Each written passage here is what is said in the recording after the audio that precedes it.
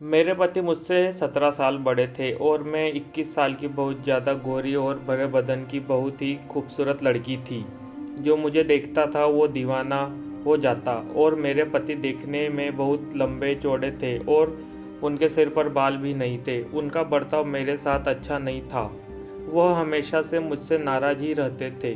शादी की पहली रात को उन्होंने मेरे साथ जो किया वह अच्छा नहीं था। मेरे खून निकल रहा था और वह कमरा छोड़कर चले गए। उन्होंने पलटकर भी मेरी तरफ नहीं देखा। जी हाँ दोस्तों, यह बात उस समय की है जब मैं ग्रेजुएशन में पढ़ाई कर रही थी। मेरी बड़ी दीदी को लड़के वाले देखने आए थे। उन्होंने मेरी दीदी को पसंद कर लिया था और शादी फिक्स कर दी थी। मेरे माता पिता और हम लोग भी बहुत खुश थे इस शादी से। ये हमारे घर की पहली शादी थी। हम सब लोग बड़ी धूमधाम से शादी की तैयारी में लगे थे। आखिरकार शादी वाला दिन आ ही गया। घर पर बारात आ गई। मंडप में दूल्हा बैठ गया और लड़के वालों ने कहा जाकर दुल्हन को बुलाकर लाओ। हम सब लोग अपनी दीदी को बुलाने उनके कमरे में गए, लेकिन जब कमरा खोलकर देखा तो हम सब लोग हैरान रह गए। वहाँ पर दीदी नहीं थी। वहाँ पर सिर्फ एक लेटर मिला जिस पर लिखा हुआ था, पूजनीय पिताजी और माताजी, मैं यह शादी नहीं कर सकती। मैं किसी और से प्यार करती हूँ और मैं घर छोड़कर उसके साथ भाग रही हूँ। इसीलिए मुझे ढूंढने की कोशिश मत करना। अब मैं दोबारा लौटकर नहीं आऊँगी। यह सब सुनकर मेरे माता पिता के पैरों तले जमीन खिसक गई। सोचने लगे कि क्या किया जाए, अब तो बेइज्जती हो जाएगी पूरे समाज में। फिर मेरी मम्मी ने मुझसे कहा, बेटा एक ही उपाय है कि तुम दुल्हन की जगह ले लो। अब हम लोगों की इज्जत तुम्हारे हाथ में ही है। मेरी तो कुछ समझ में नहीं आ रहा था कि अब मैं क्या करूं। मैं मम्मी को ना भी नहीं कह सकती थी क्योंकि हम लोगों की इज्जत का सवाल था। इसीलिए मैं दुल्हन के कपड़े पहनकर मंडप में बैठ गई और मैंने यह शादी कर ली। मैं यही सोच रही थी कि अब जब दूल्हे को पता लगेगा तो क्या होगा।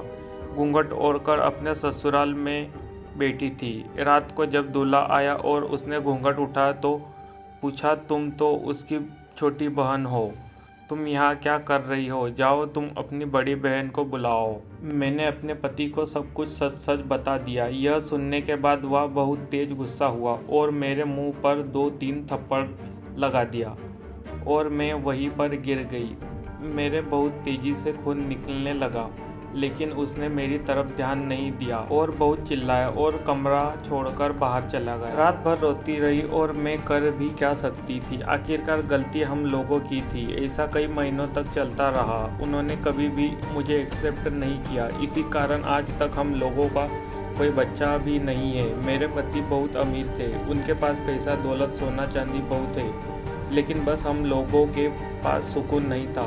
हम लोग जब भी बाजार जाते थे तो लोग मुझे उनकी बेटी समझ लिया करते थे। यह देखकर वह मुझसे और ज़्यादा जल जाते थे। इसलिए वह मुझे कभी भी अपने साथ लेकर नहीं जाते थे। एक दिन मैंने पड़ोस में एक लड़के को देखा जो मुझे घूर रहा था। मैंने जब ध्यान से उसको देखा तो ये वही लड़का था जो मेरे साथ मेरे क्लास में पढ़ता था। उसका नाम रोहित था। हम लोग कभी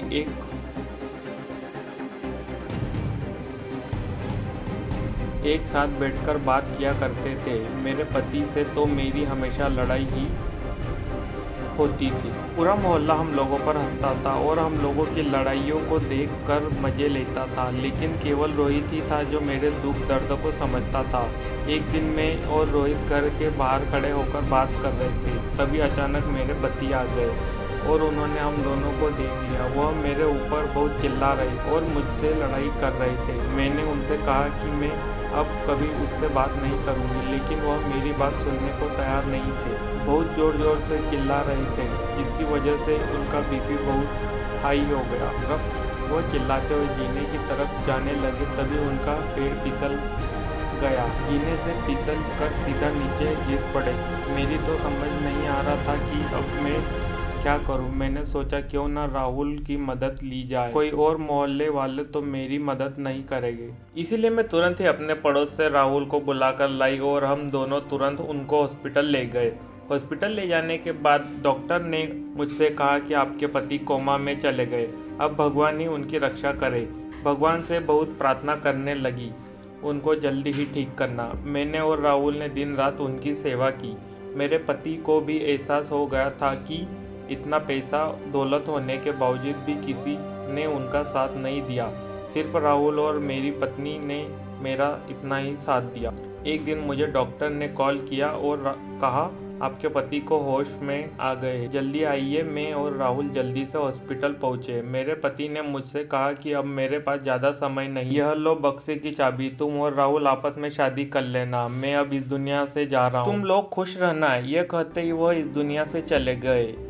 हम लोग बहुत रोए और उनको अंतिम विदाई देकर अपने घर लौटे तो वह चाबी से हम लोगों ने वहाँ बॉक्स खोला तो हम लोगों के होश उड़ गए। उस बक्से में इतना सोना चांदी था कि हम लोगों के साथ पूछते बैठकर खा सकती थी। मैंने और राहुल ने शादी कर ली। आज हमारे 2 बच्चे भी हैं। आज हम लोग मज़े से अपनी ज़िंदगी जी रहे हैं और बहुत खुश भी हैं।